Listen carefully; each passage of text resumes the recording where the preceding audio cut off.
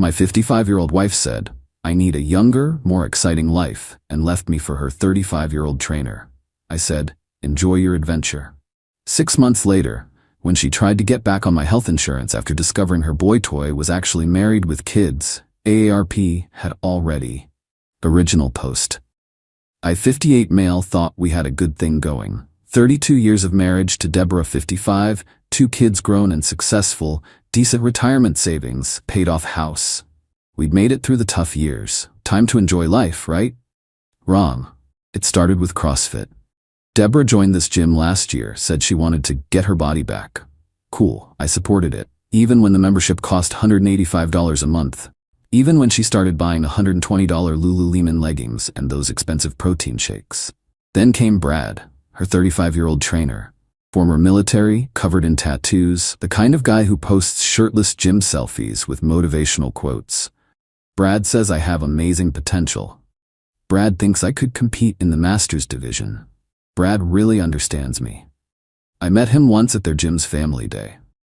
Dude spent the whole time calling me chief and giving me unsolicited advice about my dad bod. I'm 58, not trying to be an Instagram model. I jog 3 times a week and my doctor says I'm healthy. That's enough for me. 3 months ago, Deborah sits me down after dinner. Full makeup, new dress I'd never seen before. Tom, I need to talk to you about something important. My mind went to cancer, illness, something serious. I'm not happy. I feel like I'm suffocating in this life. I need excitement, adventure, passion. I need to feel young again. Okay, we could travel? Take that Europe trip you always wanted? She shook her head. You don't understand. This life, this routine, this predictable existence. It's killing me. I'm 55, not dead. I deserve to feel alive. What are you saying? I'm leaving. Brad and I are together. He makes me feel things I haven't felt in decades. I just stared at her. 32 years, and she's leaving me for a guy who probably wasn't even born when we got married. He's 20 years younger than you. Age is just a number, Tom. When you're truly connected with someone, it doesn't matter. The most insane part? She'd already packed, had an apartment lined up. Been planning this for months while I thought we were solid. I want a divorce. Brad and I are moving in together. He's gonna help me become a fitness influencer. A fitness influencer. At 55, with 2,000 Instagram followers, half of them bots she paid for. I could have begged, could have cried, could have fought. Instead, I said, okay, enjoy your adventure. She seemed shocked I didn't fight harder. That's it? That's all you have to say? What do you want me to say? You've made your choice. You're choosing a guy named Brad who drinks pre-workout for breakfast over 3 decades together. Good luck with that. She left that night. Update 1 2 weeks later. The divorce papers came quick. Deborah wanted her fair share of everything. Half the house, half my 401k, half my pension, alimony. Her lawyer sent this ridiculous demand letter talking about how she sacrificed her career to raise our kids. What career? She worked part-time at a boutique for 3 years in the 90s. I paid for her to get a real estate license she never used. Funded her failed Etsy jewelry business. Supported her through her photography phase, her life coaching certification, her essential oils MLM disaster. But here's where it gets interesting. Because she left me for another man and we live in an at-fault state, adultery matters. My lawyer, Janet, absolute shark worth every penny, was thrilled. She admitted to the affair? She posted about it on Facebook. Pictures of them together, tagged my new chapter with my soulmate. Janet actually laughed. This is going to be easier than I thought. Meanwhile, Deborah was living her best life on social media. Gym selfies with Brad every morning, green smoothies and sunrise yoga, posts about choosing happiness and never too late to follow your heart. My daughter Kelly, 28, called me, furious. Dad? Mom's lost her mind. She introduced Brad to me as her partner. He's 7 years older than me. It's disgusting. My son Eric, 26, was even more blunt. She's having the world's most expensive midlife crisis. Let her crash and burn. But the entitlement was just beginning. Deborah texted me asking for temporary support while the divorce processed. Deborah, Tom, I need help with expenses. The apartment is $200 per month and Brad's between jobs right now. Between jobs, the successful personal trainer who was going to help her become an influencer was unemployed. Me, all communication through lawyers. Deborah, Don't be petty. We were married 32 years. Were, past tense. Your choice. She tried calling our bank to access my personal account. Thankfully, I'd already separated everything. She called me screaming about how I was financially abusing her. You're being cruel. I have rights. You have the right to get a job. Brad can support you now, right? That's what partners do. She hung up. Update 2, 6 weeks later. The mask started slipping fast. Turns out Brad, the entrepreneur, wasn't just between jobs. He'd been fired from the gym for sleeping with clients. Plural. Deborah wasn't special. She was just the one with the most money. How do I know this? Because one of the other clients, Miranda, reached out to me on Facebook. She'd been with Brad too, thought they were exclusive, until she saw Deborah's posts. Miranda sent me screenshots of texts from Brad from a while he was with Deborah, talking about how he was working on something big and just needed a few months to get set up, and how his current situation was temporary. I forwarded everything to Janet. She forwarded it to Deborah's lawyer with a note. Your client might want to reconsider her demands. But Deborah doubled down. Posted this long Facebook rant about how I was trying to destroy her happiness and how bitter rejected men can't handle strong women choosing themselves. Strong women. She couldn't even open her own pickle jars. Then came the health insurance issue. See, Deborah was on my excellent corporate health plan. Covers everything, low deductibles, includes dental and vision. She assumed she'd keep it during the divorce. Nope. During legal separation in our state, I had no obligation to keep her on my employer plan since she left the marriage for adultery. I removed her during open enrollment, effective immediately. Got a call from her 2 days later. Not a text, not an email, a screaming phone call. You removed me from the insurance? I have a dentist appointment tomorrow. Brad doesn't have insurance. He's working on it. Sounds like a personal problem. I have medications. I need coverage. Cobra exists. It's only $1,400 a month. I can't afford that. Shouldn't have left your meal ticket for a guy who lives in his car then. Oh yeah, buried the lead there. Brad didn't have an apartment. He'd been crashing at the gym after hours. When Deborah got them the apartment, it was the first stable housing he'd had in months. My wife left me for a technically homeless personal trainer. Update 3. 3 months in, the divorce negotiations were beautiful. Because of the adultery and the fact that I documented everything, Deborah's demands got shredded. No alimony, adultery forfeit in our state. She got her half of the house equity, but had to agree to sell immediately because she couldn't buy me out. Her half of my 401k from the marriage duration, but with penalties for early withdrawal since she needed cash now. No claim on my pension. The house sold fast. Market was hot. After realtor fees and paying off the small remaining mortgage, we each walked away with about $180,000. Deborah blew through $30,000 in 6 weeks.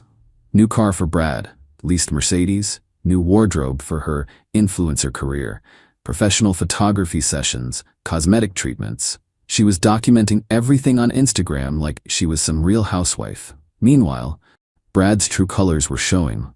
My neighbor Carl told me he saw Brad at a bar with another woman while Deborah was at her book club. The doorbell camera footage from my old house, still had access until the sale closed, caught Brad bringing someone home while Deborah was visiting her sister. But here's where the entitlement hit peak levels. Deborah's mom, Ruth, called me. This 80-year-old woman who I'd driven to doctor's appointments for years, who I'd helped move into assisted living, called to lecture me. Thomas, you need to forgive Deborah and take her back. Ruth, she left me for another man. She was confused. This Brad character has manipulated her. You're her husband. You're supposed to fight for her. She's a grown woman who made her choice. She's making mistakes, but you're being vindictive. A real man would win her back. A real man respects himself enough not to be someone's backup plan. Ruth actually said, and I quote, "You're going to die alone and regret this. Rather die alone than live with someone who doesn't want me." Update 4, 5 months later. Deborah found out about Brad's side pieces. How? The idiot gave her an STD. Yeah. She called me crying, actually thinking I'd sympathize. He gave me chlamydia. Chlamydia, Tom. I have to take antibiotics. Why are you calling me? Because you're the only one who really knows me. I thought I didn't understand you. I thought I was boring and killing your spirit. I made a mistake, okay? Is that what you want to hear? What I want is for you to never call me again. But she kept calling and texting and emailing. Brad had moved some other woman into their apartment, kicked Deborah out. She was staying with a friend, but the friend was getting tired of her drama. The money was almost gone. The influencer career never materialized. Shocking, who could have predicted that? She was working part-time at a department store, making $15 an hour. Then came the insurance crisis that prompted this whole post. Last week, Deborah texts me. I need to get back on your health insurance. I have a lump in my breast, need mammogram and possibly biopsy. Okay, that's serious. I'm not heartless, but I'm sorry about your health scare. You need to get your own insurance. I can't afford it. The marketplace plans are terrible and cost $800 per month. You should have thought about that before. You're seriously going to let me die because you're petty? Dramatic much? You're not dying. You need a screening. Go to Planned Parenthood. They have sliding scale fees. Here's what she didn't know. I'd remarried. Yeah, quick. But when you know, you know. Patricia, 56, widow, met her at a grief support group I attended for people dealing with major life changes. We clicked immediately. No drama, no games, just two adults who knew what they wanted. We got married at the courthouse 2 weeks ago. Small ceremony, just immediate family. Patricia's on my insurance now as my spouse. So when Deborah showed up at my office yesterday, demanding I add her to my insurance for humanitarian reasons, Patricia was there having lunch with me. The look on Deborah's face when Patricia answered my office door wearing a wedding ring? Priceless. You got married? Patricia, sweet as pie. Yes, 2 weeks ago. You must be the ex-wife. Tom's told me so much about you. Deborah turned to me. You replaced me already? Replaced implies you had the position. You quit, remember? This is Patricia, my wife. But I need insurance. Patricia, still smiling. Have you tried the marketplace? Or maybe that boyfriend of yours can help. We broke up. That's unfortunate. Well, we should get back to lunch. Nice meeting you. Deborah stood there, mouth opening and closing like a fish. Then came the waterworks. Tom, please, I'm scared. I need help. You needed help when you were chasing a 35-year-old trainer. You needed help when you were blowing through your settlement money. You needed help when you were posting about your amazing new life on Facebook. Now you need a job with benefits. Update 5. Current situation. It's been a week since the office confrontation. The escalation has been something. First, Deborah went nuclear on social media. Posted about how I abandoned her in her time of need, how I was flaunting my new wife, how men always trade in for newer models. Patricia's literally 1 year older than her, but okay. Her post backfired spectacularly. Comments were brutal. Didn't you leave him for your trainer? Girl, you posted pics with your boy toy for months. Now you're mad he moved on? This is embarrassing. Delete this. My favorite from her own cousin. Deborah, you're 55. Time to grow up. She dirty deleted the post within hours. Then came the family intervention attempts. My former brother-in-law called, trying to guilt me into helping. Her sister showed up at my house. Joke's on her. I moved. Even our kids got involved, but not how she expected. Kelly shut her down hard.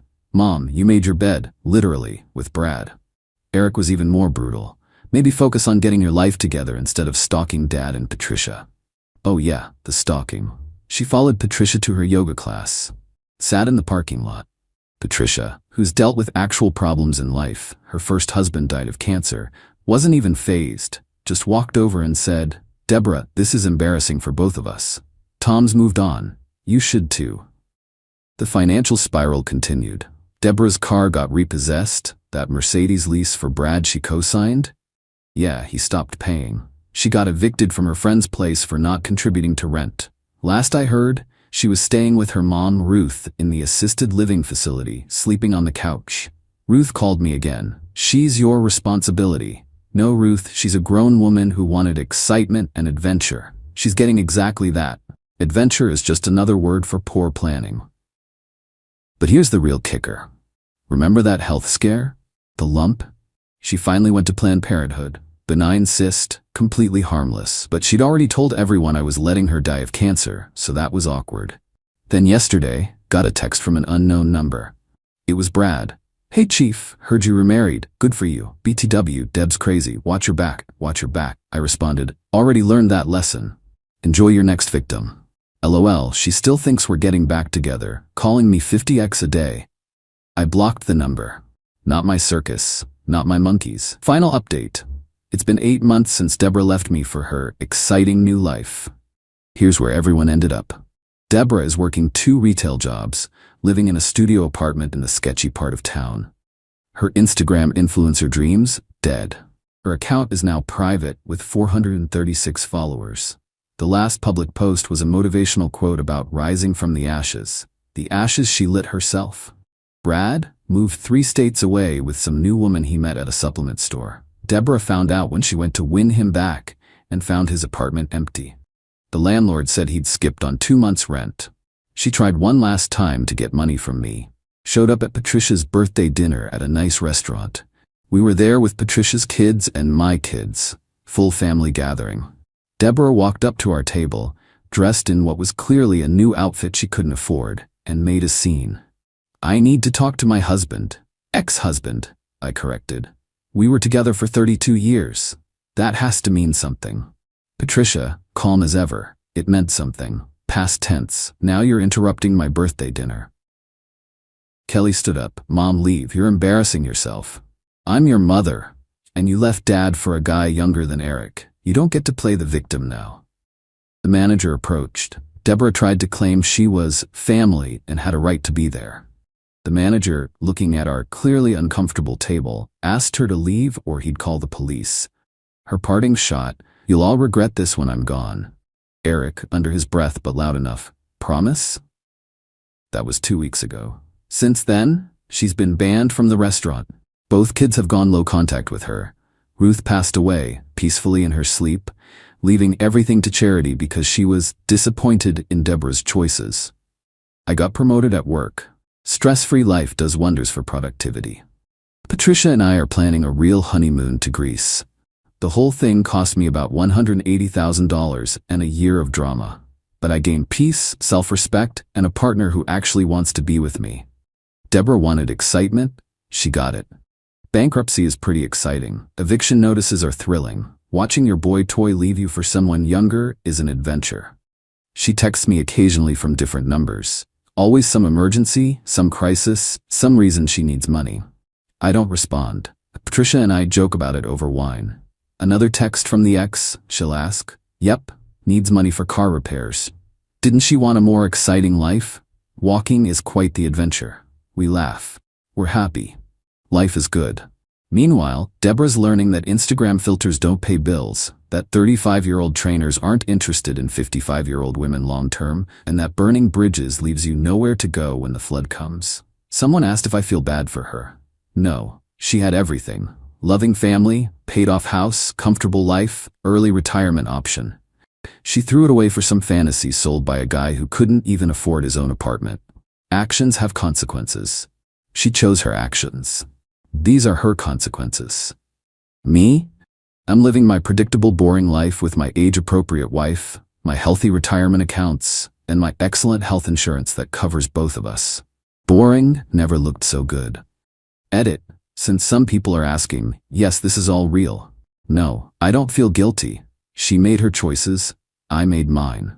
The difference is mine didn't involve destroying a 3-decade marriage for someone who does burpees for a living. To the person who messaged saying I'm bitter, I'm literally on my deck right now. Patricia's making dinner. We're about to watch the game. If this is bitter, I'll take it over whatever Deborah's version of sweet was supposed to be.